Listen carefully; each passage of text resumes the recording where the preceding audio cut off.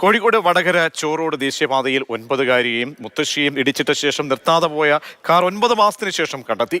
വാഹനമോടിച്ച പുറമേരി സ്വദേശി ഷജീൽ UAE-യിലേക്ക് കടന്നു. ഇയാളെ നാട്ടിലെത്തിക്കാൻ നടപടി തുടങ്ങിയതായി പോലീസ് അറിയിച്ചു. 9കാരി ദൃഷാന കോമയിൽ മെഡിക്കൽ കോളേജ് ആശുപത്രിയിൽ ചികിത്സയിൽ തുടരുകയാണ്.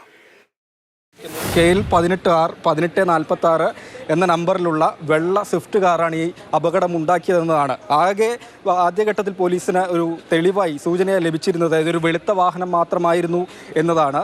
അറിഞ്ഞപ്പോൾ വളരെ സന്തോഷമുണ്ട്. ഇപ്പോൾ ചാനലിലും കൊടുത്തത് കൊണ്ട് മാത്രമാണ് ഈ കാറ് കിട്ടിയത്. അല്ലെങ്കിൽ ഈ കാറ് കിട്ടൂല ഒരു ഉറപ്പും നമുക്കുണ്ടായി. വളരെ സന്തോഷമുണ്ട് കാറ് കിട്ടിയതിൽ, പ്രതിനെ പിടിച്ചെന്ന് പറഞ്ഞതിൽ വളരെ സന്തോഷമുണ്ട്. ഫെബ്രുവരി 17 രാത്രിയിലാണ് ദേശീയപാതയിൽ വെച്ച് കാർ 9കാരി ദൃഷാനയുടെയും മുത്തശ്ശി ബേബിയുടെയും ദേഹത്തേക്ക് പാഞ്ഞു കയറിയത്. കാർ നിർത്താതെ പോയി. മുത്തശ്ശി തൊട്ടടുത്ത ദിവസം മരിച്ചു. ദൃഷാന കോമാവസ്ഥയിൽ. അന്നു മുതൽ കുടുംബം കാത്തിരുന്നത് വാഹനവും ഓടിച്ചയാളെയും കണ്ടെത്തുന്ന നിമിഷത്തിന് വേണ്ടിയാണ്.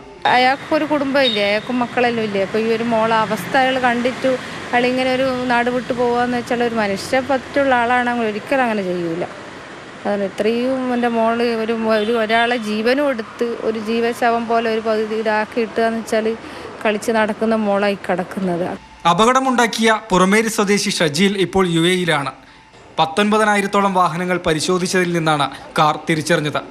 കാർ മതിലിടിച്ചെന്ന് കാട്ടി ഇയാൾ ഇൻഷുറൻസിന് ശ്രമിച്ചു. ഇത് അന്വേഷണത്തിൽ നിർണായകമായി.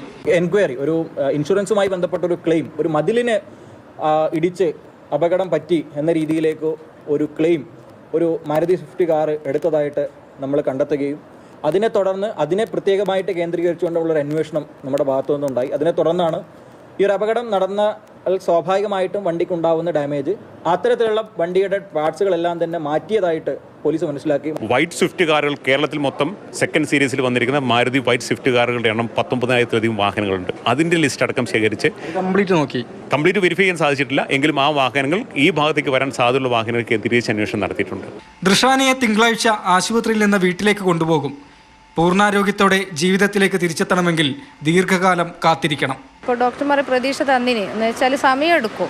അതിപ്പോൾ മാസങ്ങളും വർഷങ്ങളാവും. അതിപ്പോൾ അതൊരു ചെറിയ മോളായതുകൊണ്ട് വളർന്നു വരുന്നില്ലല്ലോ, അതുകൊണ്ട് സമയം എടുത്തിട്ടുള്ള ഇമ്പ്രൂവ്മെൻ്റ് ആവും. അതുകൊണ്ട് സമയം നമ്മൾ കാത്തിരിക്കുക. മാതൃഭൂമി ന്യൂസ്, കോഴിക്കോട്.